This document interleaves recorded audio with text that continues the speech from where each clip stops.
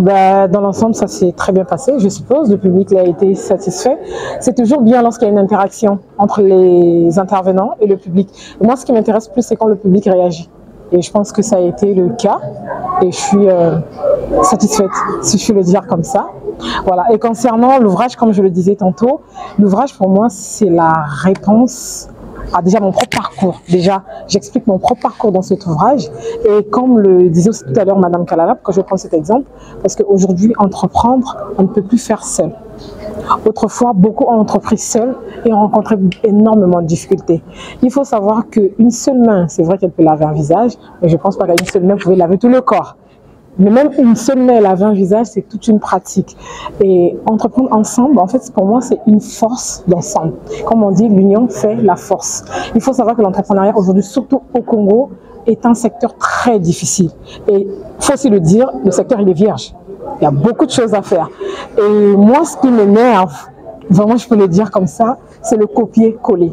C'est-à-dire, on peut s'inspirer. C'est vrai qu'avoir des business models, etc., etc. Moi, pour moi, ça reste du charabia. Moi, je pense qu'en chaque jeune, il y a forcément un vrai talent qui se met en ce jeune-là, qu'il faut ressortir. Mais on ne peut pas le ressortir si lui-même, il ne sait pas qu'il y a quelque chose qui bouillonne en lui. Moi, aujourd'hui, Congo Hub a été un bouillonnement de mon cœur. C'est un cri d'alarme. Voilà, c'est un cri d'alarme. C'est vrai qu'on a des structures, on a des ministères, des petites et moyennes entreprises. Je pense qu'il y en a aussi ici à Kinshasa. C'est une structure qui existe bien évidemment chez nous à Brazza, mais il faut savoir que dans les petites et moyennes entreprises, bien qu'ils font les accompagnements, mais je pense qu'il y a beaucoup de questions que les jeunes entrepreneurs qui débutent ont peur de poser. Il y a des jeunes qui ont du talent, qui ont des bonnes idées, mais ils ont peur de parler. Et la plateforme Congo Hub, elle est vraiment mise en place pour que ces jeunes-là ne se sentent pas délaissés, déjà dans un premier temps. J'ai envie de dire, je suis la voix de sans voix. Voilà, je suis pas débutée, je suis pas politicienne, parce que je fais partie d'un corps politique, mais je ne suis pas politicienne. Voilà, je défends juste certaines causes. C'est vrai que ça touche un peu la politique, mais il faut savoir aussi l'entrepreneuriat. Pour moi, c'est un peu comme un monde politique. Il est global, il est large, et le fait qu'il soit large, c'est ce qui fait qu'on rencontre beaucoup de difficultés. D'ailleurs, même comme vous l'avez dit tout à l'heure, madame, lorsque on était en pleine instance, vous parlez du financement, mais il n'y a pas que le financement le problème. Aujourd'hui, moi, je peux vous donner 100 000 $. Mais est-ce que votre idée est une idée innovatrice? C'est ça le problème. Parce que si votre idée n'est pas innovatrice, les 100 000 $, vous ne ferez rien de ça. Donc, il faudrait que déjà l'idée soit claire. Il faudrait qu'un business plan soit clair. Il faudrait que aussi le problème que vous souhaitez résoudre soit une vraie problématique. Parce que si vous venez me voir et que vous avez une idée de vendre les mèches, moi, en tant que bailleur de fonds, je ne vous donne pas les fonds. Soyons juste clairs. Pourquoi? Parce que si vous allez à King marché, tout le monde le fait. Tout le monde le fait, mais qu'est-ce qu'ils font? C'est de la revente, c'est ce que je disais. Entre un entrepreneur et un commerçant, il y a une différence. L'entrepreneur est là pour résoudre une problématique liée à la population, c'est-à-dire mettre en place ou encore en œuvre du développement durable ou économique. Alors qu'un revendeur, il achète le produit chez moi. C'est comme par exemple là, moi je vous vends cet ouvrage.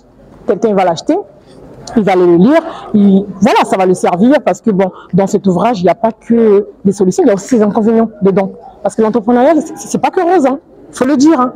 C'est pas que rose. Et moi, je déteste aujourd'hui les entrepreneurs qui disent toujours que tout a été rose. Non, il faut parler aussi de ces difficultés.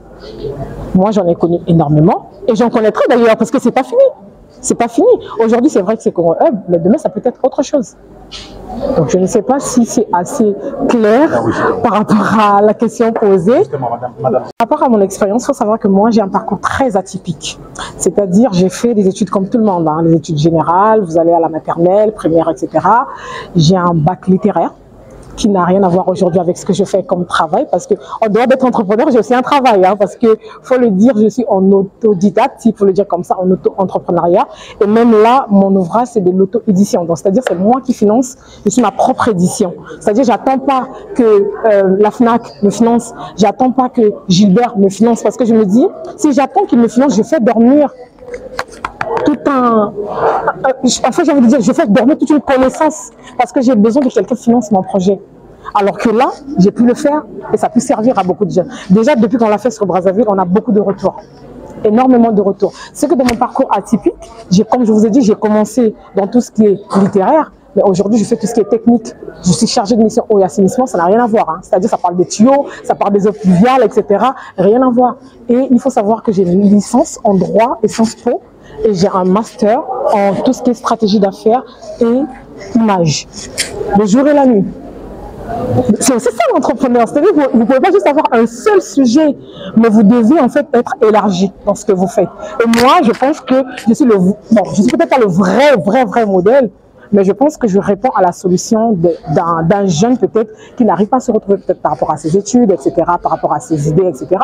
Mais en prenant mon propre parcours, je dirais à cette personne, ce n'est pas parce que tu as fait par exemple de la littérature que tu ne peux pas te retrouver dans les sciences. Je suis un exemple vivant. J'ai commencé dans la littérature, mais aujourd'hui, je fais tout ce qui est technique. Ça n'a rien à voir avec le droit, hein, ce que j'ai fait. C'est-à-dire, comme je vous dis, on vous parle de raccordement d'eau, on vous parle des eaux pluviales, on vous parle des eaux de piscine, etc. Ça n'a rien à voir. Mais au moins, néanmoins, je sais que je peux arriver quelque part. Vous allez me poser des questions politiques, je vous répondrai. Vous allez me poser des questions sur les femmes, je vous répondrai.